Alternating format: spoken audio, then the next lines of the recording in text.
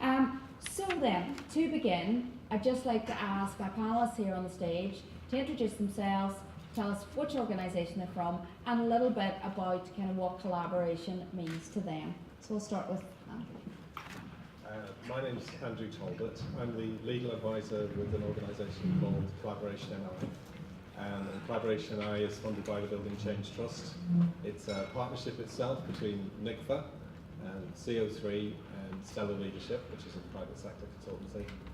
And basically we're funded to help voluntary and community organisations to work together more collaboratively. As I say, my role is the legal advisor within that programme. What does collaboration mean to me? Well, it's the day job to start with. It's something which is very difficult, but if you get it right, it's very rewarding, and it can be absolutely critical to the success and the survival of organisations right across the voluntary and community sector. Thank you. My name is Greg Fox, and I am the marketing officer of the Lyric Theatre, a producing theatre based in the South Northwest. I think in terms of what collaboration means to me, I would probably say, I would describe it really as a synergy.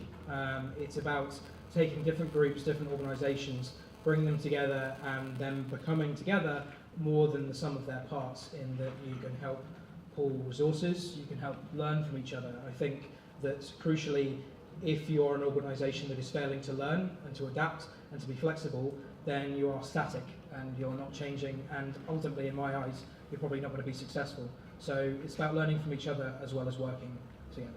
Great, thank you. Hi, Mary Turner McGilly, Chief Executive of Arts and Business Northern Ireland. I've been in that role for about 5-6 years. Prior to that, worked in a lot of the cultural organisations in a marketing and fundraising role. So I guess in terms of collaboration, very much exactly what my colleagues here have said. You know, I think it's about kind of looking at your own strengths and who you can collaborate with, either within our current sector, or you know, what we see obviously quite a lot within arts and business is how collaboration beyond our sector can really be sort of emerging off those strengths for the mutual benefit. So kind of like to share some examples of that later on. Sure. Great, thank you. David. Hello there, I'm David Lewis. I'm the Director of Communications and Digital Content at the Nerve Centre. The Nerve Centre is a really interesting place to work. We call ourselves a creative media arts centre, and we employ more than 50 people across 4 sites in Derry and Belfast. We work across music, film, digital technology, education, Fab Lab, peace building projects, visual arts. The list goes on and on. And the common theme, I think, in our work is collaboration and creativity. And one, I believe, works off the other. So if you're open to collaboration, that will lead you towards being more creative, which will lead you to new ideas, new approaches, new funders, new arguments with your partners. So it's, you know, I think it's really, should be a core value of your organisation, that you're very open to collaboration. Thank you very much. To kind of get started, and having listened to the 2 case studies this morning, there was a lot of talk about when you enter into a collaboration, you want to become part of the one team. You're not so much 2 teams or 3 teams or 4 teams, whatever it is. You want to create that cohesive one team, and yet you're bringing together people who've maybe never worked with each other before, from very different areas, whether it's the education area, whether it's digital, whatever it is. How have you been able to go about creating that one team ethos, that one team approach that's helped make your collaborations a success? And, you know, any examples there? Greg, do you want to? Sure, yeah. I suppose, I mean, I talked about a couple of projects today in the case study. The first of all being Patent Plane, which is a school project that ran for 4 years between 2008 and 2012. And I think what I would say in regards to that question would be that because we were collaborating with a number of different parties, a key objective at the very start was to say, know the roles, know who is doing what, and really whose remit is what. We were lucky in the sense with the Patent Plane project in that our creative learning department at the theatre was an overarching, all-seeing eye, I suppose, as it were, being the people who were doing the logistics about getting the facilitators to the schools on time to be fitting into the scheduling of the schools. And therefore they fed that out to the likes of the Ulster Scots Agency or the education boards as well in terms of where the money was coming from. But also I'd say in relation to our other case study which I touched upon today, which collaboration, yes, we work with community groups to try and get them into the theatre. This is why it's collaboration, in that you have to sell it to them that it is of benefit and interest to them in the first place as well. Your collaboration is not just with a partner business or organisation, it's actually with your stakeholders who are customers, sometimes stakeholders who see your end product, your piece of theatre. And I think that what I've learned through working in the Community Super Saver scheme over the last couple of years is that that's not always that easy. Even when you feel like you're sometimes presenting something to somebody that you think is a great opportunity and great deal, they still need to know what value they get out of it and what they can pass on to other members of their organisation. So sell them the value, promote yourself as well as what it will do for them, I think is a key thing. And Mary, you're dealing with hard-headed world of business, maybe not a lot of sentiment involved in some of those organisations. And they're clearly very interested in value, all sorts of value, including the bottom line. How do you go about helping to create those collaborations? Yeah, I mean, I think, you know, the key thing is really a lot of businesses at the minute, it has to be a very deep partnership between the two. And I think the days of cash sponsorship and taking the money and running are gone. You know, the business is looking for a lot deeper return, but that's great in many ways because that means that they're entering it with a real spirit of collaboration. And if you think about the skills exchange, whereby a business person is coming into an organisation to just sit on a board or you know, to give them skills through mentoring and a specific skill like say marketing or finance, what we're hearing from the business is that they actually are getting something from it as well. So I think it's maybe, you know, what I would say is look at the current network that you've already got, you know, business people that might be in your network, be they suppliers, be they already cash sponsors, and say, how can we use those relationships, how can we collaborate with them beyond cash? You know, skills is one example, but there's a lovely story of a partnership which was Bruiser Theatre Company, who had a relationship with Belfast Harbour. It was a small cash sponsorship, but they wanted to kind of deepen that collaboration. So the Belfast Harbour were aware that Bruiser wanted to look at their marketing and their branding. They didn't have a budget to do that. The Belfast Harbour were limited in the amount of money, but they brought another supplier that they had, Navigator Blue, their design agency, to the table and actually negotiated an in-kind design deal. So that ended up being a very nice three-way collaboration where the business actually looked to their network and saw a need that the arts organisation had and helped them plug it in a way. So I think it's about what are the relationships we already have and how can we make them work harder for us through collaboration. And Andrew, from your point of view, would you suggest starting with those maybe closest to home as a first base, or moving further out? How would you? Well, I certainly think that you always need to have a good strategic reason for collaborating.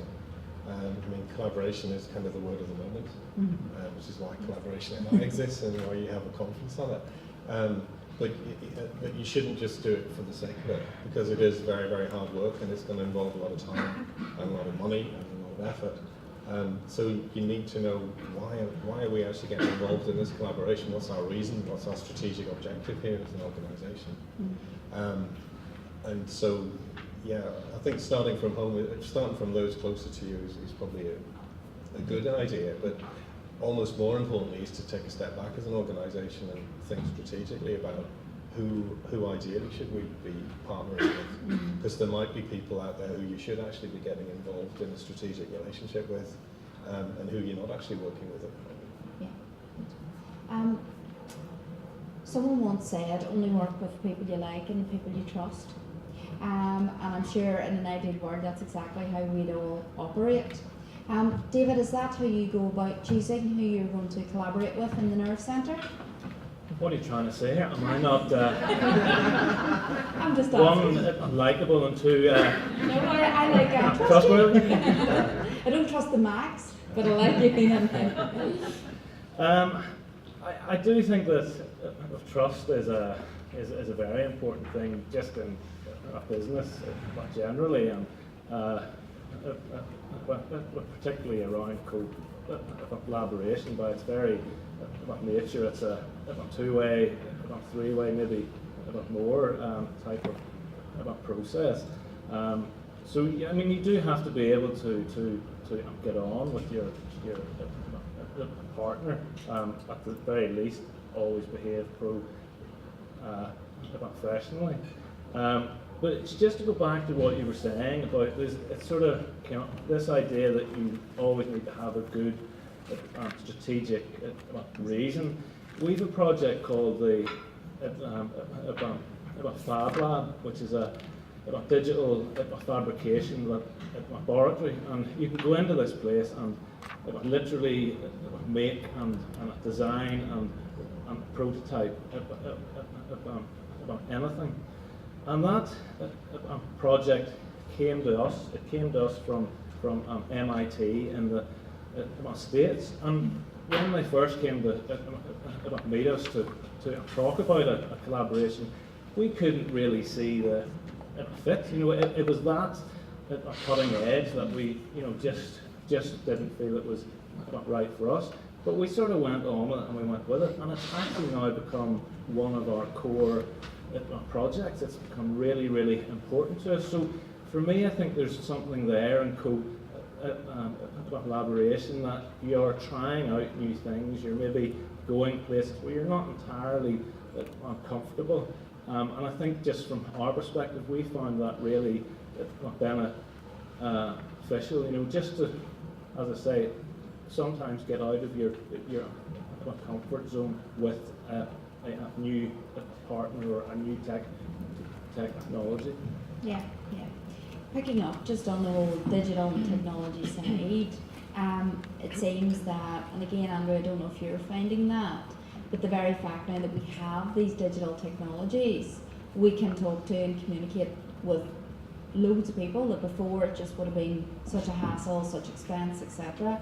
Are you finding that digital technologies and opportunities, you know, is really helping to open up the range of people that we might want to be able to collaborate with? In terms of the work that we've done, there hasn't been a huge amount of partnerships that are based on digital and social media and so on.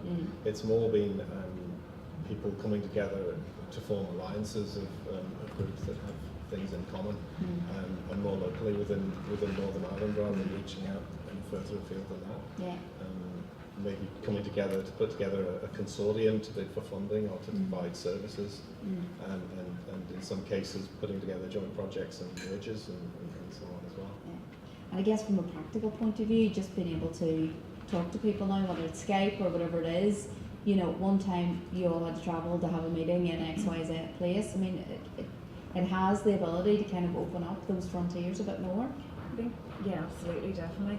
And I think within our sector, and what came out from the case studies is there's a lot of great collaboration already going on. I mean, I guess it's just having more platforms like this to share best practice. You know, I know one of the things that we have partnered arts and business with audiences in creative and cultural skills in the past was a peer-to-peer learning thing where we had senior fundraisers in the arts and senior marketeers mentoring junior. So I think, you know, and sharing, you know, if somebody's running a capital campaign, you know, I know the Lyric were very giving in sharing some of the learning from their capital development with other cultural organisations that were going. So I think sharing best practice within the sector. But I know this might be a question, I'm just going to throw it out there for a discussion later. I know that one of the big issues in terms of audience development for touring companies is getting data from the customers. You know, so that might be a topic for discussion in terms of venues collaborating with touring companies about ways that we can, you know, if we know how big the pie is, we can get a bigger slice. But you know, getting a proper picture of audiences and mixes. You know, I know that there's a bit of an issue there in terms of collaboration. So that's maybe throwing that out there for debate later. You know, but I think there's some things in that. Yeah. Okay. I'll throw it open to the floor. Does anyone have any questions that they want to ask at this stage? Just raise your hand. Yes, I see a hand there, just right in the middle. Someone will get to you with a mic, and if you can just introduce yourself, that would be great. I'm Simon Goldrick, and the Marketing Director for Northern Ireland Opera. The flip side to collaboration is often competition, and I think most of us in this room are competing to some extent, either for funding or for the money in our audience's pockets or for media attention or whatever it is. How do you propose that we manage competition so that it doesn't suffocate collaboration? Well, yeah, I mean, it's something I touched upon very briefly, especially with one of the groups, and I was talking about our case study there. Not only actually just competing with, sometimes with partners, but actually with yourself as well. I mean, for example, our Community Super Saver scheme, you know, it's the question about where does the remit end and our partnership end with some of these community groups, because actually some of those people that we are offering tickets to for £5 that come through the door may well have already been paying £24.50 on a Friday or a Saturday night. And at the end of the day, we are a commercial enterprise as well as being a theatre, and trying to make sure that we cover ourselves in terms of outreach work as well. But I think really it's about examining the strengths. It's about saying where do our strengths lie as an organisation, and where maybe do we actually lack in terms of the type of activities that we do. Find a partner, find a collaborator who fill that end of the spectrum, you know, in terms of their strengths as well. And I think that's maybe where some of the best collaborations lie as well, is take what you're doing at the moment and do something completely different by adapting your strengths and making the most of somebody else's at the same time as well. When we're talking about digital technologies there, I mean, I know that we had a away day just last week at the Lyric Theatre, and we've been talking about some of the key kind of added value experiences we can give on top of the theatre going experience to people who come through our doors, about having the likes of art installations and about digital projects and that kind of thing. Maybe actually, I think the advantage of digital technology is that it's not just the method in which you can collaborate with people, but actually whether it be an online course that somebody goes home to after they finish seeing a play and can learn more about the playwright, or whether it's a digital art installation there and then in the theatre. So the technology can be exciting in that way as well. But that's what I would say, is that pick your strengths and target other strengths from other organisations as well. Andrea, is this something you encountered, this notion of collaboration versus competition? Oh, absolutely. And I mean, I suppose the other key theme that's been mentioned is trust. And how do you build up a relationship of trust when you have previously been in a competitive relationship with another organisation, and you're likely to be in a competitive relationship with that organisation in the future? And I think you're just going to accept that there's a certain tension there, but have a go at it anyway. And what you do is you make sure you know exactly what the collaboration is for, and you know exactly, you've already agreed what the roles and responsibilities of each partner are going to be, what everybody's going to do, and maybe set it out in some sort of written agreement. This is me as a lawyer wanting to see everything written down, but I think if you do get it all written down very, very clearly, then you know exactly what you have agreed to do in the collaboration, and also perhaps had a conversation about what this collaboration is not about, and what's not on the table, which helps in terms of future collaborations. And certainly in other sectors, we've done a lot of work in terms of building consortiums to bid for funding, and you know, competition is certainly a big issue there, because if you get into a consortium with another organisation, then you're sharing all sorts of business information, which they would then potentially be able to use against you. So you have got to build that trust very, very carefully and invest in the relationships. Yeah. Okay. Good. Any other questions? Anyone else? Yes, one over here, just down to my right. Thank you.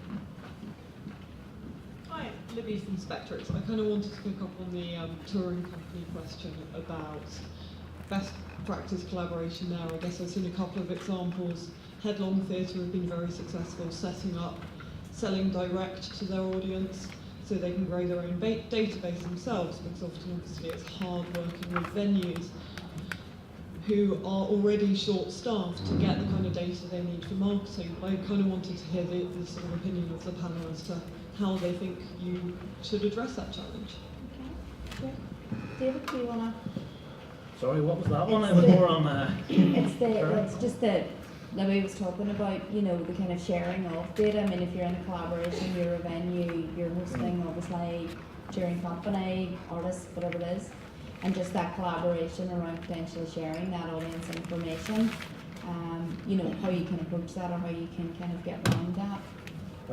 I suppose where we have experience of that is online with the social networks, and we find that some organisations can get very precious about their social networks, and it has to go out onto our channel, or that's ours. We have to keep control of that.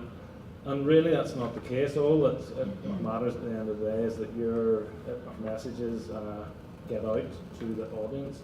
So it doesn't really matter whether it's through your channel or your partner's channel or whoever. So I think it's focusing on the sort of end goal rather than how you get there necessarily. And there's so many tools now, digital tools, whereby you can get information out to people, whether it's an bulletin, a Facebook competition.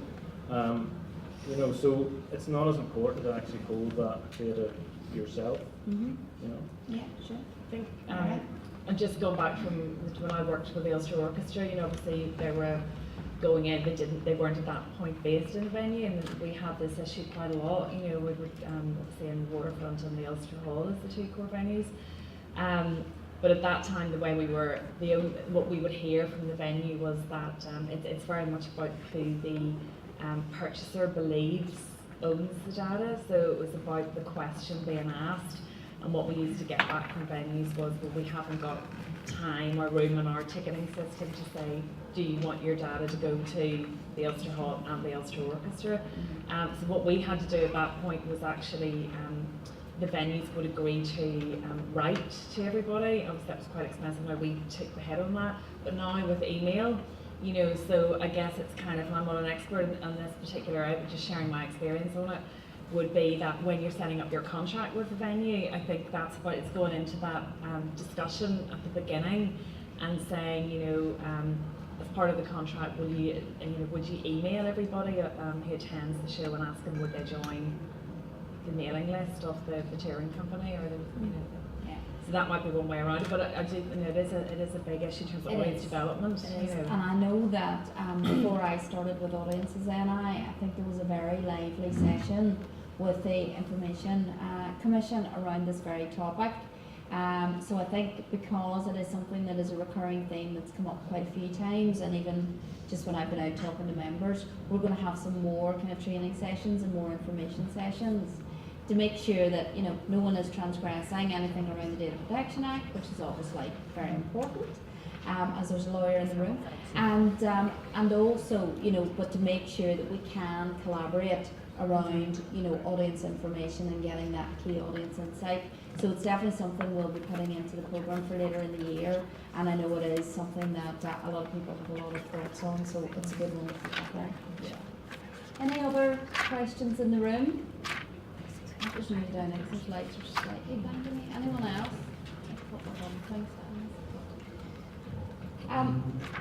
I'll ask a question, and again, it might be a slightly provocative one, and I don't want anyone to say anything they feel uncomfortable about. But Andrew and I were talking earlier about funding, and obviously the arts, again, the funding that we have to apply for, you know, there's a certain degree of competition because that cake is small and getting smaller.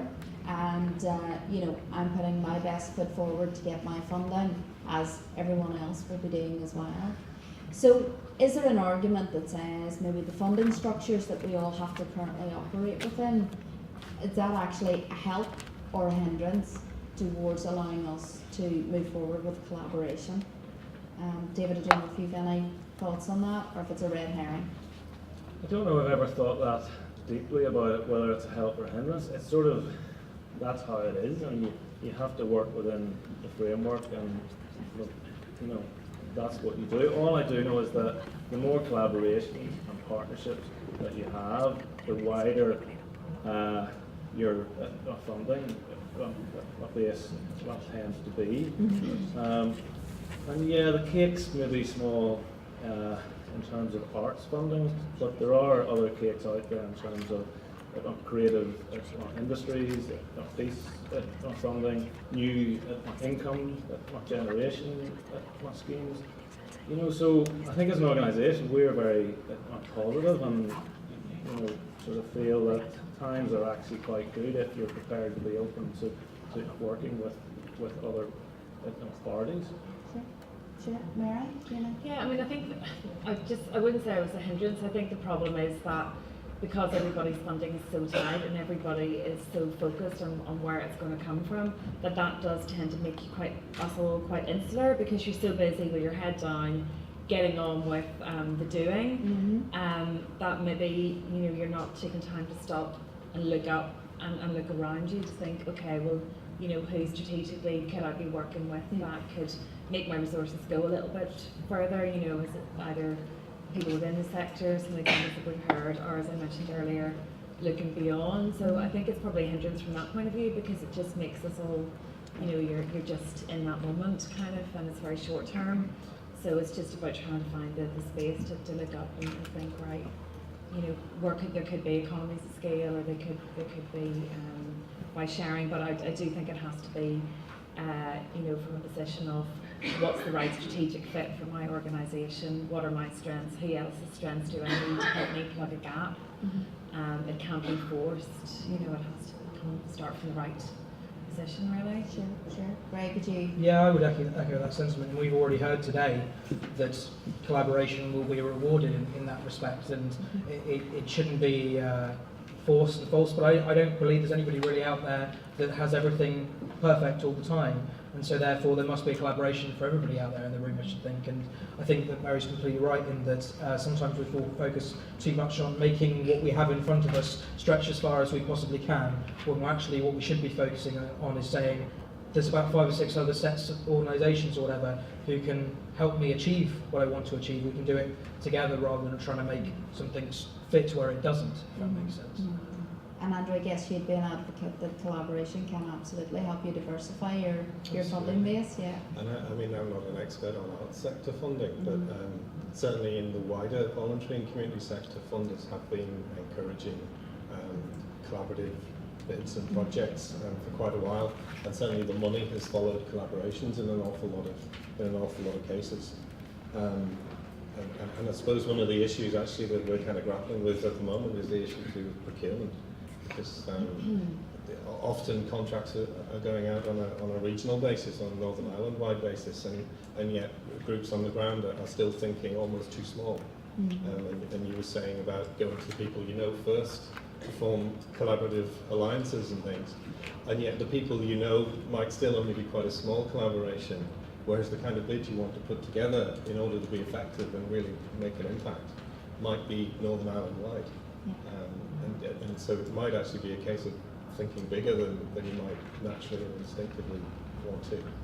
Or even beyond that, thinking to Europe, and I'm you know, thinking about our European partners who are here today, and that's a whole other set of collaborative opportunities that are available as well. Greg, I wanted to ask you particularly, obviously in one of the projects you outlined for us today, you were working with schools, with teachers, school children. And there's a sector which in and of itself has a lot of pressures. You know, the pressure to, you know, get results in schools, the pressure to deliver, you know, growing class sizes, managing different educational needs, again, funding issues. So a sector that probably has a lot on its plate. how did the Lyric make it easy for that sector to collaborate with you, and were there any particular challenges you faced in collaborating with the education sector? I think, speaking in particular about the patent claim project, I think one of the things that I'm particularly proud about it was that it gave a clear framework for teaching staff to be able to be involved, but at the same time allowed them for room for growth. We were very clear on the number of hours they could have facilitators for. They were provided with a distinct production budget, but actually in terms of what it was like on the ground, in the classrooms or in the school halls or whatever, what we did was help empower the teachers. You know, they were masters of their own production. It wasn't directed for them, it wasn't produced for them. They were the ones who had to do the thinking behind the project. So I think that's a key part of it, really, is about not being patronising as well. And sometimes when you work with collaborators, there is a bit of a risk with that, in that we know all about this and trust us because we know that and you don't. But that's not really the way that it works, especially with theatre, because everybody has an opinion, everybody knows what they do and don't like, everybody maybe has opinions about a different aesthetic, or especially teachers working with the group of children that they actually have on the ground. They know their you know, what they can do and what they enjoy and what they're going to get out of it. So I think the key thing for me would be clear, give them a specific remit, but also give them room to grow and give them a bit of power over their own fate within a project as well. Let them get out of it what they want rather than what you see them getting.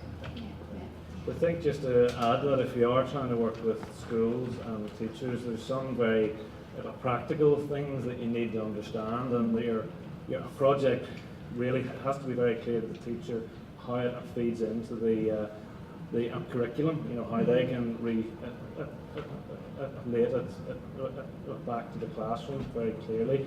There's stuff like you need to have money to pay for transport, say, if you're taking the kids out of the classroom. If you're going to take teachers out of the school, can you pay for cover for them? Because it is, as you say, it's very, teachers have a hard time, and you have to be coming in making their life easier rather than the other way around. And just to pick up as well, David, on the project you were talking about earlier with Karen and Chris, and you told a great story there about how across those different platforms that were available to you, YouTube, e-newsletters, Twitter, etc., how you were really getting critical mass and a great impact in terms of the numbers of people engaging with the City of Culture. I'm interested because clearly your relationship with City of Culture worked very well and you were one team and that was brilliant, but there was a lot of other people involved. I mean, you had all the artists for a start. For something like One Big Weekend, you had Radio 1 and the BBC, and I know all too well the kind of scale and reach of an organisation like that. So how collaborative did you find those other people in terms of making their, whether it was social media networks or other digital networks available to you? Were they open to being part of the One Big team? Yes and no. I mean, some were better at it than others. I remember a week after we took over all the digital platforms and the website, the head guy at the council, who was the key stakeholder managing all this money, he began emailing me literally a week after, giving me a hard time for this website. I'm like, hold on a sec, I'm trying to help you sort out your mess, and you're giving me a hard time.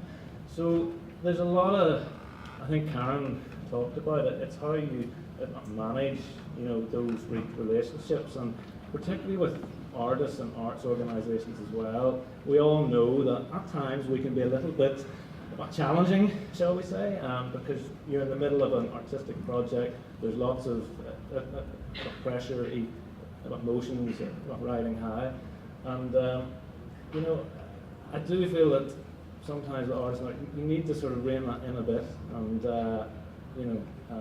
act very professionally, and try to cut the other organisations a little bit of slack. Yeah. That slightly brings me on, and I don't want to hit a negative note, but Andrew, I'm going to ask you first. What happens if it goes wrong and parties have entered into collaboration and it starts to break down? What can maybe you in Collaboration NI do to help in that situation? Well, I suppose one of the key things about a collaboration is sometimes you do have to walk away from it. Particularly there are some mergers that we've advised on, and you get a certain way down the road and it becomes clear it's not the right thing to do, and so you decide not to go ahead. However, it's not always possible to do that. If you're involved in some big project, you're kind of stuck with each other at that point. I suppose there is support out there. We've kind of, under Collaboration NI, you can get facilitation support, which is where our facilitator can come in and help 2 or 3 organisations work through difficult issues. It's not a mediation service.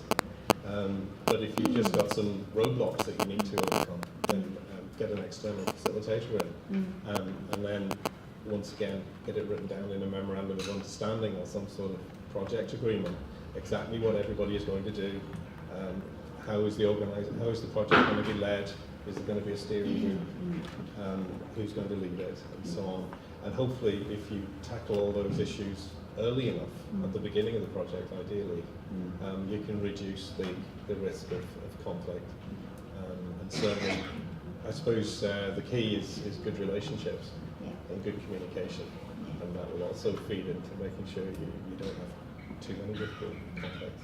Mary, from your point of view, I don't know if you've had experience or observed, maybe where it hasn't just worked out quite as well as everyone had hoped for maybe very good reasons on occasion. How do you kind of manage that through? I think just to reiterate that, I think I have seen that maybe in a sponsorship relationship, and I think as you say, you're in it and you've got to kind of get through it. I think the key thing I would say is the absolute clarity at the beginning as to be it the contract, getting it all written down black and white, how far you're prepared to take it. If it's something like that, the conductor on stage will thank the sponsor when a conductor is in the artistic moment, and maybe that's not the kind of thing you should enter into. It doesn't happen and it all kicks off. So I think it's the thread that's running through here is the conversations that you have at the very beginning of the relationship, and just trying to get that crystal clear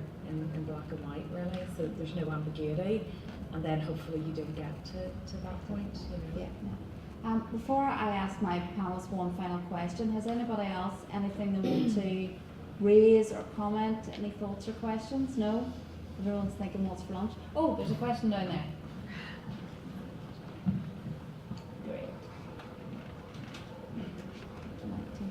I suppose just reflecting, sorry, my name's Margaret Henry, I'm from Belfast City Council, just reflecting and listening to what some of the panellists have said, I suppose the question that comes to my mind is, where is the art in the collaboration?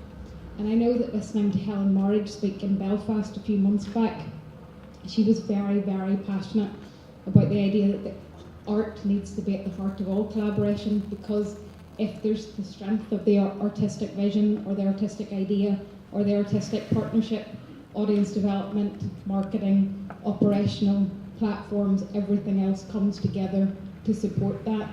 And I suppose I would just be a little bit wary about prioritising the operational collaborations without the really strength of the artistic collaborations at the forefront.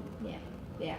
I think actually that's something that came through, Greg, in the projects that you talked about, and the quality of the plays and the pieces you were producing. Yeah, I think so, and I think there is a risk, especially for an organisation like the Lyric, where we are a full-time producing theatre, for us to say we have the answers in terms of what we want to do artistically. Who can help us do that? There has to be a collaboration in terms of the overall end product, what it looks and feels like, and how the people involved in it, what their experience is shaped like. Not just, okay, we want to do this, who can help us put this on a wider scale, because we maybe don't have the resources to do that ourselves. Taking advantage is not the same as a collaboration. I think that would maybe be something that is key for everybody. Think about the way that your art is shaped as well, is the way you're going to deliver it. So. Yeah. And Mary, from your time of the orchestra and other arts organisations, you would support that? Yeah, no, I think that's a really good point that Emer's made. You know, it's about artistic excellence and how you can partner with to kind of make that happen. Working with the G Dance and our awards, isn't there? Artistic excellence at the heart of it, and NI Opera, you know, so that was, you know, it's a bringing partner to the table that can really add to that. David? At the same time, obviously the art is of paramount importance, but I would really give an equal importance to the actual ethos of your organisation. We all want to work for organisations that are more creative, that are more sustainable, and I think if you start to work collaboratively internally, then it's a lot easier to do it externally. And it could be small things that sort of sound daft, like we last year put in the Gmail based business email system. So now everybody at the Nerve Centre shares their Word documents, their spreadsheets, videos, and you can actually see people working on them at the same time. And it's little things like that that you wouldn't ever think, oh, well, that'll actually have a more far-reaching effect, and it has. It's made us more collaborative. So I would say that the two should go hand in hand. Okay. Actually, I've just remembered a really lovely example that I just heard the other day. Just actually from Max, from our awards. Actually, we had brought G Dance and NI Opera, did different pieces at the awards, and obviously a lot of the kids from New Lodge Arts were working on the G Dance merge piece. And actually, the guys were telling me that following that collaboration at our event, NI Opera had some tickets for Macbeth, obviously at the Opera House, and they, through meeting the kids at the awards, they'd offered those tickets to the kids from New Lodge Arts, and they then came in to see opera in the Opera House for the first time, and that was just a really nice little, it wasn't a forced collaboration, but there was like another end product came from that, which just thought was really nice. And who knows where that might go from in the future, you never know. Yeah, Great. Andrew, anything you want to? I would agree that a collaboration between arts organisations must have art at the heart of it, and that's true for other subsectors in the voluntary community sector. If it's a collaboration between organisations for people with disabilities, then it must be the people with disabilities who are at the heart of the collaboration.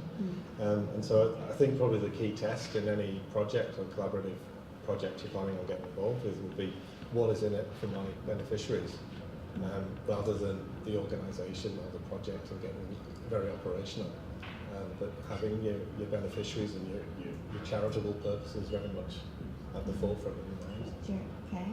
I'm going to finish up. I'm going to ask you all just to give one piece of advice in terms of people thinking about or wanting to deepen their collaborations before we finish. So I will start at the far end, and David, I'll start with you. One pithy piece of advice from the Northwest.